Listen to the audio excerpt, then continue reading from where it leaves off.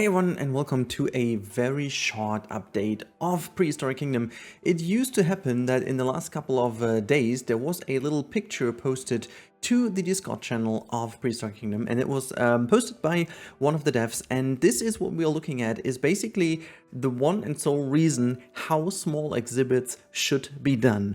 And normally I didn't want to do a video on this in particular because it's just one picture, but I found it so important and so inspiring to look at that, because hopefully this will open doors for a future development also in this game, and maybe also in other games, how to treat certain things. I know it's kind of a niche thing, but what I mean is that if you remember, we've been looking at small exhibits in the past. I'm going to blend in the picture in here that shows in one of the latest dev blogs, I think it was the December one, we have seen that the small exhibits can either have like a fully fledged outdoor frame, which is kind of a little building, or it can have no frame at all, like an invisible frame. So what happens is that the raptors still kind of would know technically the frame that exists, but you kind of make it invisible so they won't escape or whatever, but you still have the freedom to play around with it.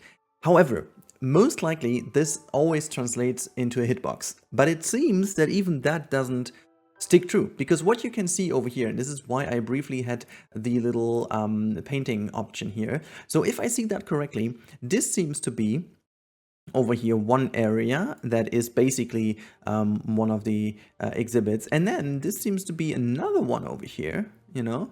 There you go, this is somewhat where it is. And then in the back, if I see that correctly, I'm not too sure, but this seems to be like another one. You've got three different small raptor habitats in here, even though it looks like one big habitat. And this is the real shit. This is the real good stuff here, because we have to imagine that this is something to get creative. And I'm not really sure. I have looked actually at the other things from the other dev blogs, and I saw that, I guess, like, I'm not exactly sure, but it seems that if you just draw the line a little bit more precise around here, oh my god, you can't even see because it's like not the right color. Let's make that red.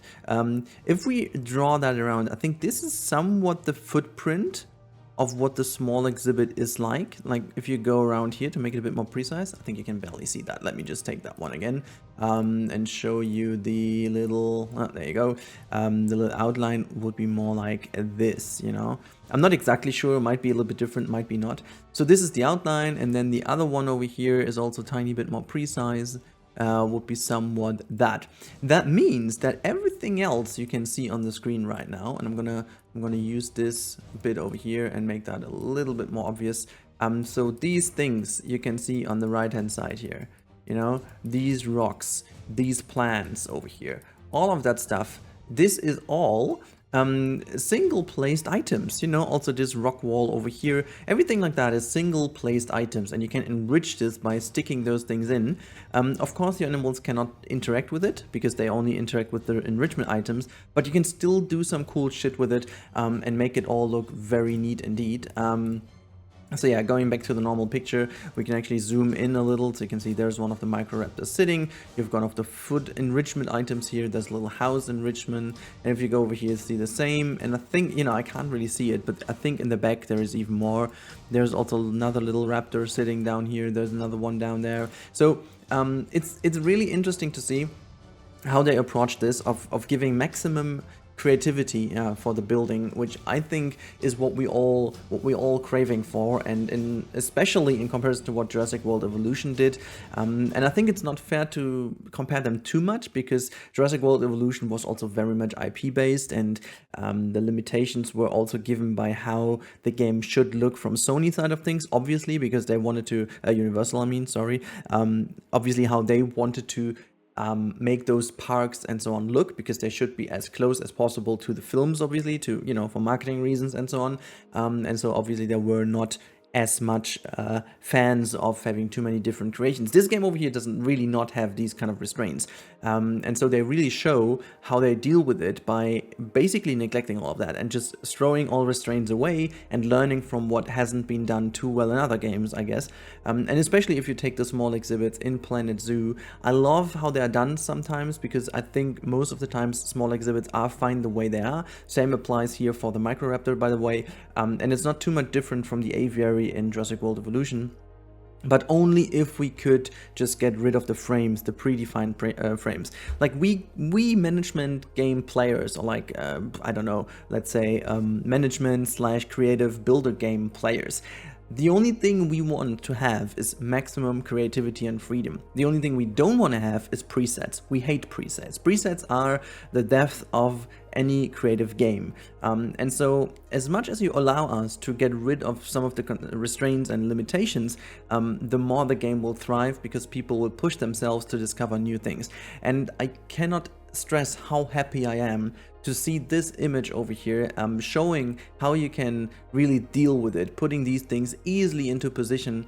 And again, I really think, and if you guys from Prehistoric Kingdom dev team are listening, if these things have a hitbox, please just disable it and let us push it into each other. You know, we don't mind if there's a little bit of glitching going on then with the animals. Just, you know, never mind. We just want to push them close to each other, because that's what we want to see. Make it really nice and tidy looking. And yeah, I'm really happy that this over here appeared in the Discord. So again, as always, the little hint, if you guys want to see more, jump over to the Prehistoric Kingdom website. You can go actually into their Discord. Just a warning ahead, you have to be fast readers, because the Discord is amongst the, if not the most active Discord out there. I've never, like, I am in pretty huge Discords with a lot of members, but I've never seen a Discord that is that active as the Prehistoric Kingdom one.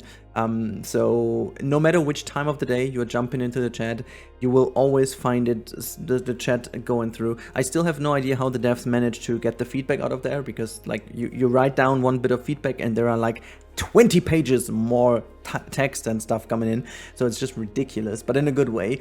So yeah, if you guys like that, I highly recommend jumping over there. And yeah, that's it for me today. As I said, it's just a brief update of this wonderful image, but again, I am just very happy that this appeared, because it showed really nicely how the different small exhibits work with each other, can work with each other. I mean, obviously you don't have to do it. And yeah, that's pretty cool. So thank you guys as always for watching. In case you want to be updated with Prehistoric Kingdom, make sure to subscribe. I will try to cover it as much as I can and as early as I can. And also, as soon as there is something to play with that is you know, available to be shown, I will definitely get my hooves and hands on to make sure we test this. So yeah, thank you so much for watching. Stay safe, everyone, and I talk to you in the next one.